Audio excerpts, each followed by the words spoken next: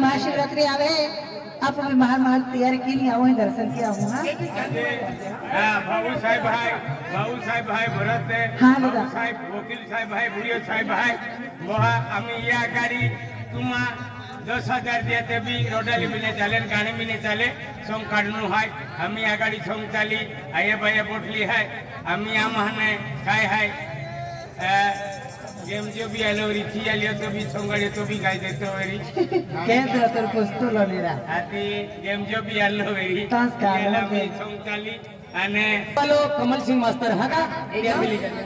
हो गया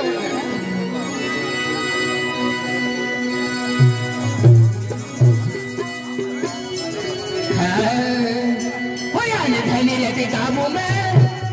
ये हो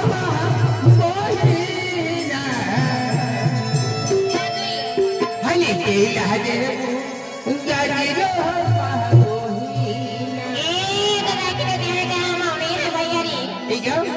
अरे धंधा गाँव में अरे केला दे मुझे तो है तो लाके जाओ हाँ हो या ना हाथ धरने लगे काबू धरने हो जाके बोली जा लहजे बुझा दे लहजे काबू धरने हो जाके बोली जा लहजे बुझा दे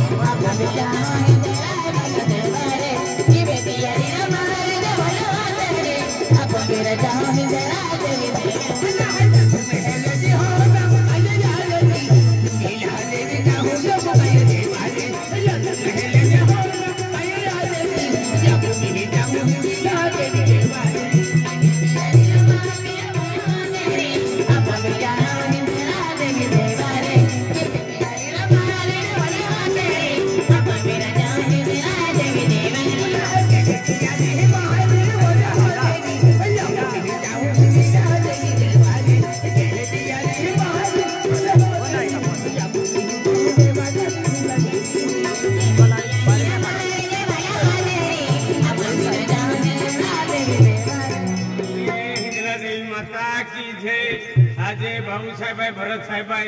तियाई ही छोकरी नचावले है आज तिया आज माता आशीर्वाद की आज ओय कुचले मोठे आले आपू हिंदला देवी नावा की बहुत आगाड़ी हमें आमी संग चाली आमी तुमा भी बहुत ठका आने जो संग है तो आमा शुरुआत करा दे संगारी तो गियो तो संग जो उबारी रहते संग खगा वगावे है।